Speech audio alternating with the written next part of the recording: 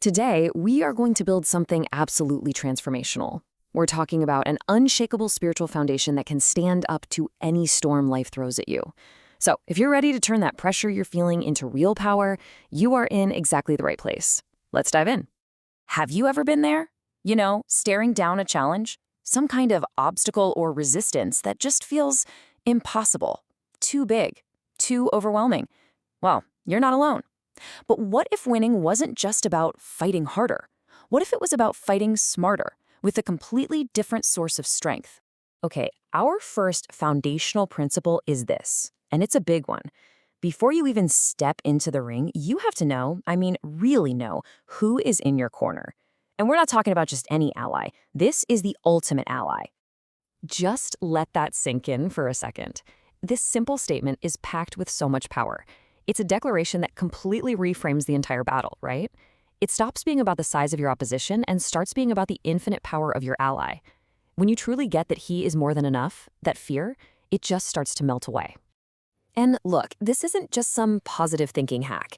This confidence has deep, ancient roots. It's forged in timeless truth.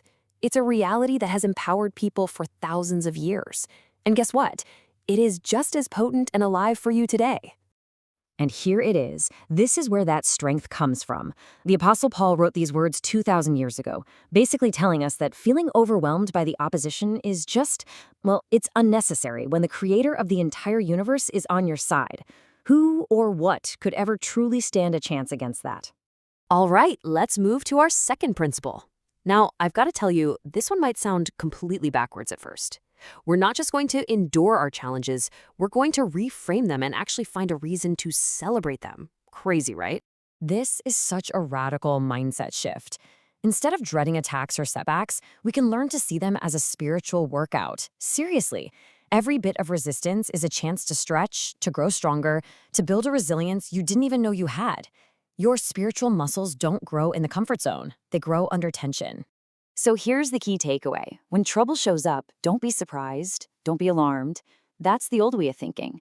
The new way, the resilient way, is to see that challenge and think, okay, here's an opportunity for growth. Here is my chance to get stronger. Suddenly, the obstacle becomes the way forward. And again, this isn't some new age idea.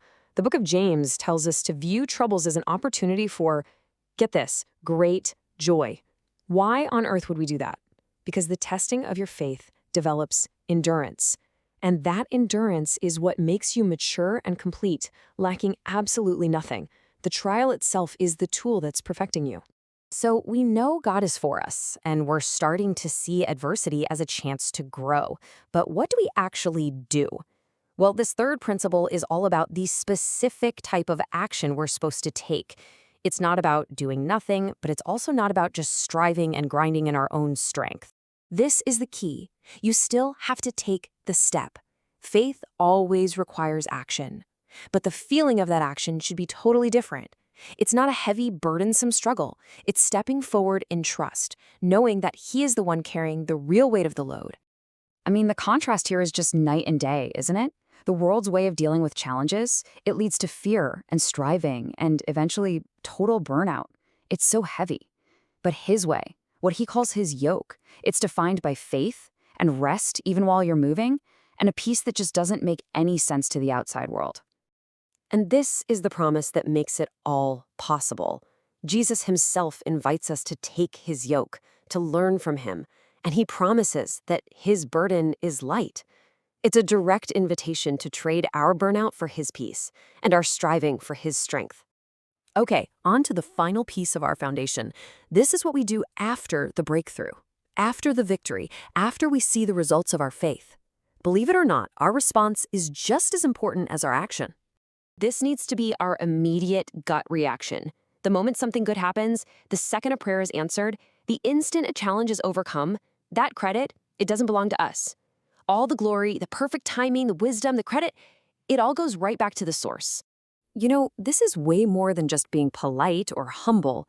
It is a powerful spiritual discipline. It keeps our hearts in the right place and reminds us again and again where our strength, our wisdom, and our victories actually come from. It keeps our foundation strong by keeping God right at the center.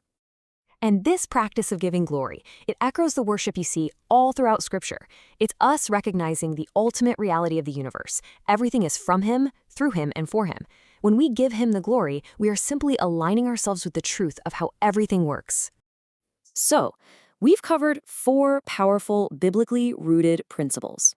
Now, let's bring them all together. Let's build them into a single, actionable framework, so you can start building your own resilient foundation, like today. This is where it gets super practical. We're going to take these 4 big ideas and build them into a simple, memorable foundation for an absolutely unshakable spiritual resilience. Here it is, your 4-step foundation. Number 1, remember your ally. Always start by declaring, God is for me. Second, reframe adversity. See it as a gym for your soul, not a threat to your peace. Third, act in faith. Go ahead and take the step, but do it lightly with His easy yoke.